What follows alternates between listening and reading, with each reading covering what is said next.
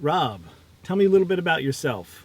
I'm an engineer, chemical by training, but now I'm a supervisor. I drive a BMW 3 Series 2014. It's almost 5 years now I've been driving that one. So I would give yourself plenty of distance and hold on to the wheel pretty tight.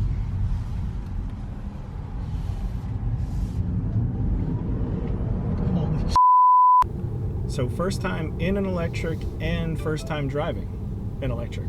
Right. So nice. You're checking all the boxes right now. Yeah. Wow. Yeah, the handling and steering are tight. Wow. That's crazy. Right? It's like instant torque. You give it the beans.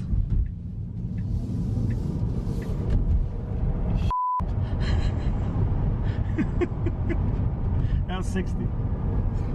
It's crazy. So it's like an amusement park ride. Yeah.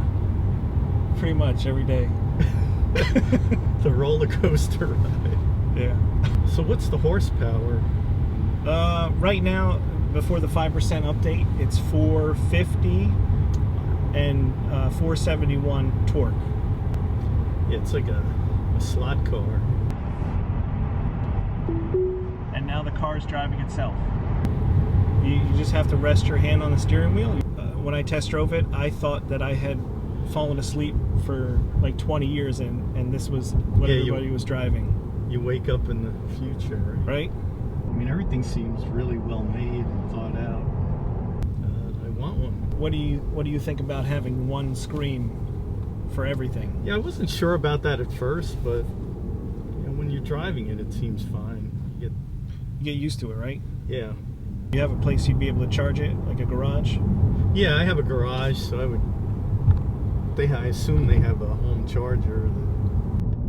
Roughly how many miles would you say is your round trip commute? Round trip's about 70 miles.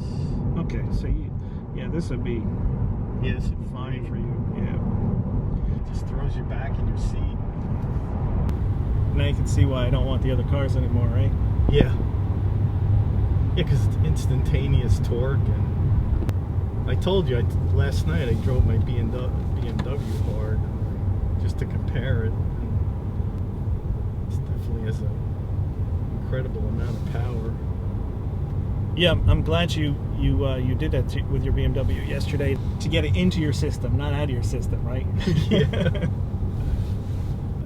You can drive with one foot. Yeah. Yep. It's an interesting mirror.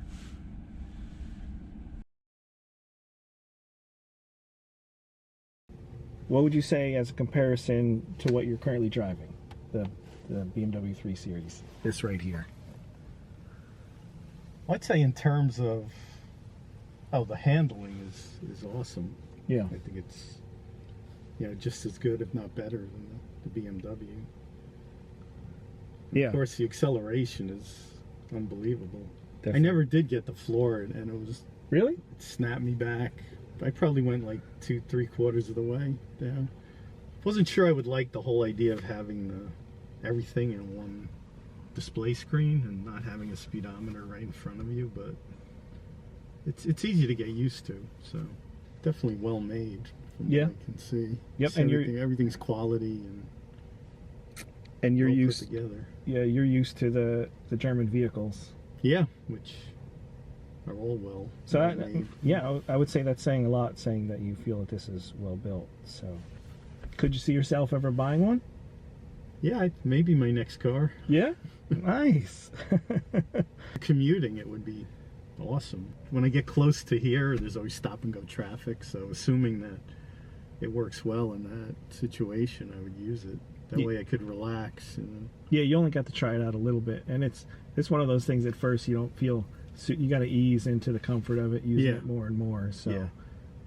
I like the styling too. Looking at it has blue one. Yeah, the blue one over there. It has a very, I want to say, like a future-proof look to it. Right. It's similar to what is currently out there, but it's different enough that I think it'll age well. Mm-hmm. He's got a handicap sticker on there too. That doesn't really help much when you're They don't have handicap charging Tesla. stations. Yeah, they don't have handicap charging stations. Yeah, underneath here you got even more space. Yep. For the charging, you can open the charge port. Cool. Close it. Oh, you want to see that? Yeah, I was just curious what it... You can also pop the front from here. It asks you if you're sure. And then that just pops open. 328i? Yep. With the X drive. Yep, all-wheel drive, nice. Yeah. And you said 103,000 miles. 103,000 miles. Wow. And you couldn't tell that actually by looking on the outside of it, so that's cool. Yeah, I've been happy with it. I love driving it. So. My first car was a '66 Chevy Malibu, used. That's actually a pretty sweet car for first car. Yeah. It had 283 V8. Those things could move. Yeah. 283 cubic inch. Yeah. Everything was cubic inch. Yeah. What is that? Liters. Who knows what that translates into liters? What is it? Maybe a 5-liter engine, 4-liter engine, something like that. Yeah, maybe.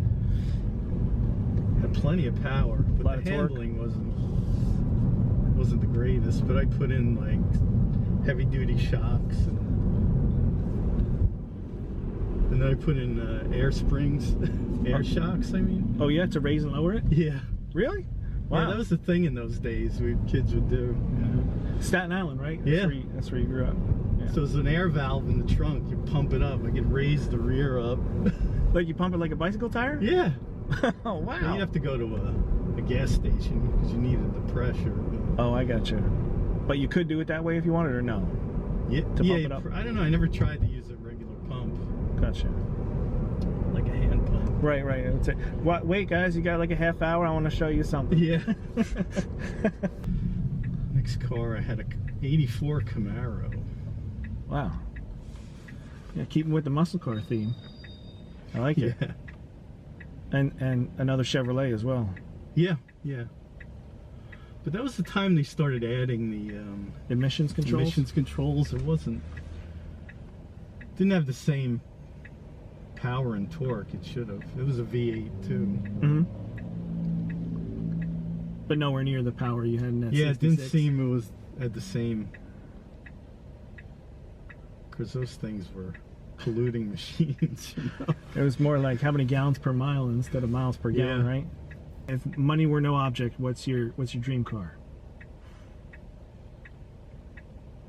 Good question. I've always probably a Porsche. I don't know if I get a 911 or I really like the Caymans. The Caymans, yeah. Yeah. So like the hardtop version of Frankie's. Right. Right. Just a lot newer, yeah. Yeah, he's got the Boxster S from 2001. Wow. I mean, it's still in good shape too. Yeah. So we can actually do some canyon carving if you want to. Now, can you change the tint on the glass, or is it already blocks like 98, I think, % of the UV, and then I can show it to you, bring it in. Basically a screen mesh that unfolds, and you can put in here that blocks out even more. So on like a hot day or something, you just plug it right up here. Yeah. Or does it open up? No, it doesn't open up. It's fixed. This is one of the reasons I got the white interior, because it's not going to be hot in the summer with all this glass. Yeah. You know? Do you imagine? That's good. Right? Really, and it's two-tone too. They did a very good job. I think they put the right amount of white in it. Yeah. It really pops out. Is it leather? The seat's leather? It's a vegan leather, so it's probably not real leather. Okay. Yeah, I've been reading about a lot of the car makers are switching to that. Yeah, more environmentally responsible.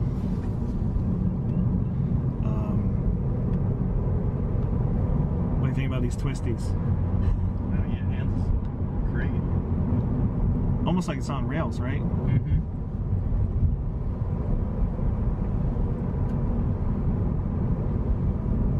See, I was hoping you can get that right lane, and yeah, you can. Here? But you go straight like the mall.